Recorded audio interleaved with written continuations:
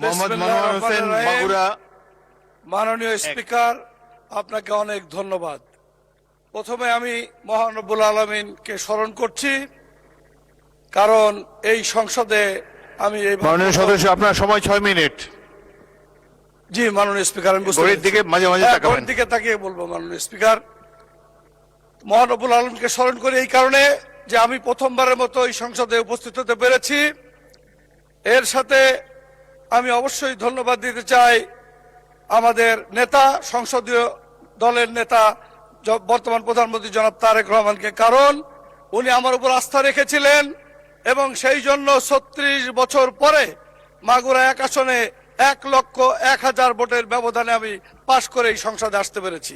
আমি এই কারণে মাগুরা এবং শ্রীপুরের জনগণকে আমি এই সংসদে আপনার মাধ্যমে ধন্যবাদ জানাতে চাই। মাননীয় স্পিকার, যে বিষয়টা বলা হয়েছে যে রাষ্ট্রপতির ভাষণের উপর ধন্যবাদ, আসলে রাষ্ট্রপতিকে তো ধন্যবাদ দিতেই হয়, কারণ তিনি যে পর্যায় থেকে এসেছেন তারপরে উনি আমাদের মহান নেতা শহীদ প্রেসিডেন্ট জিয়াউর রহমানকে স্বাধীনতার ঘোষক হিসাবে স্বীকার করে নিয়েছেন। এবং শুধু তাই নয়, 24-এর আন্দোলনে যে শহীদ, তাদেরকে স্মরণ করে 1.5 যুগের যে স্বৈরাচারের অবসান হয়েছে সে কথাও অকপটে স্বীকার করেছেন। সেই কারণে তাকে ধন্যবাদ দিতে হয়। মাননীয় স্পিকার, আমি 2-1টি কথা আমাদের প্রধানমন্ত্রী সম্বন্ধে বলি, যদিও উনি এখানে আছেন উপস্থিত। বিষয়টা হচ্ছে এরকম, মাত্র 44 দিনে উনি যে সমস্ত কর্মকাণ্ড করেছেন, আমরা তো মানুষের কাছে যাই, মানুষের পালস বুঝতে পারি। সত্যিকার অর্থে এদেশের মানুষ পরিবর্তন দেখছে এবং সেই পরিবর্তন কিন্তু মানুষ বুঝতে পারছে এবং তা নিয়ে মানুষের মধ্যে ব্যাপক আগ্রহের সৃষ্টি হয়েছে। আমি উল্লেখ করতে চাচ্ছি না, ইতিমধ্যে অনেক আলোচনা হয়েছে এগুলো নিয়ে। আমি শুধু একটি উদাহরণ দেব ওনার বিনয়ের। একজন সাধারণ সৈনিকের মাথার টুপি যখন মাটিতে পড়ে গেছিল, উনি নিজ হাতে সেটা উঠিয়ে ওই সৈনিকের হাতে তুলে দিয়েছিলেন। এটা হলো এক ধরনের অন্যতম বিনয় এবং শিষ্টাচার।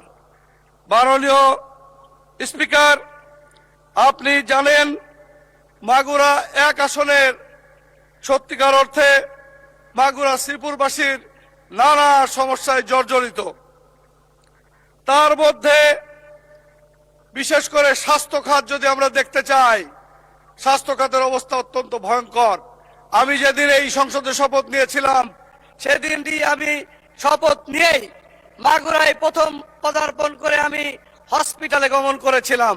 আপনারা জানেন 2018 সালে মাননীয় স্পিকার 26শে আগস্ট একটি মেডিকেল কলেজের যাত্রা শুরু হয়েছিল, মাগুরা মেডিকেল কলেজ। কিন্তু সেই কলেজের 200-250 বেড হসপিটালের দোতলায় তার কার্যক্রম চলছে। 84 জন যে জনবল, তার মধ্যে মাত্র 48 জনই নেই, বাকি লোকজন আছে, মানে লোকজনই নেই। 1 নম্বর। তারপরে কথা হচ্ছে, ইতিমধ্যে ভূমি অধিগ্রহণ এখনো অসমাপ্ত রয়েছে, কিন্তু সম্ভবত যাচাই সেগুলো 22 সালে শেষ হয়েছে, পিইসি 24 সালে শেষ হয়েছে এবং 2025-এর মে মাসে ডিপিপি মন্ত্রণালয়ে পাঠানো হয়েছে। এডিপিতে অন্তর্ভুক্ত রয়েছে, কিন্তু এখন পর্যন্ত এটা একটাকে যায়নি। আমি আপনার মাধ্যমে সংশ্লিষ্ট মন্ত্রণালয়ের মন্ত্রীর প্রতি দৃষ্টি আকর্ষণ করে বলতে চাই, আপনি এই ব্যাপারে গুরুত্ব দেবেন। ইনশাল্লাহ মাগুরার জনগণ এই মেডিকেল কলেজ পেলে, স্বাস্থ্যসেবা পেয়ে উপকৃত হলে আপনার জন্য দোয়া করবে। মাননীয় স্পিকার, যে 250 বেড হসপিটালটি রয়েছে, সেখানে 2টো লিফট, দুটোই অকার্যকর, দুটোর একটাও চলছে না, এটা রিপ্লেস করতে হবে, এই পরিস্থিতি হয়ে রয়েছে। ইতিমধ্যে 7ম তলায় আইসিইউ এবং ডায়ালাসিসের কাঠামোগত কার্য সম্পন্ন হয়েছে, কিন্তু যন্ত্রপাতি এবং লোক বলের কোনো ব্যবস্থা এখন পর্যন্ত নেই। আমাদের ওই অঞ্চলের অনেক কিডনি রোগী, ডায়ালিসিস এবং হার্টের রোগীরা আইসিইউর অভাবে সমস্ত রোগীকেই বারবার রিফার করতে হচ্ছে বিভিন্ন মেডিকেল কলেজ হসপিটালে। মাননীয় স্পিকার, আমাদের মাগুরা এবং শ্রীপুরে একটি হসপিটাল রয়েছে, 50 শয্যা বিশিষ্ট হসপিটাল, যার মধ্যে কিছু ওই শ্রীপুরের মধ্যে 4টা সাব সেন্টার আছে। কিন্তু যদি এই সাব সেন্টার আরো যেগুলো মোট 8টা সাব সেন্টার থাকার কথা সেগুলো যদি চালু থাকতো তাহলে ওই শ্রীপুর হাসপাতালের উপর এত বেশি চাপ পড়তো না। এখন এভারেজ 200 রোগী সবসময় ভর্তি থাকে, যেটা অত্যন্ত ভয়াবহ চিত্র, বাট এইটা কিন্তু চলছে। মাননীয় স্পিকার, আমি একটা অন্য বিষয় আনতে চাই।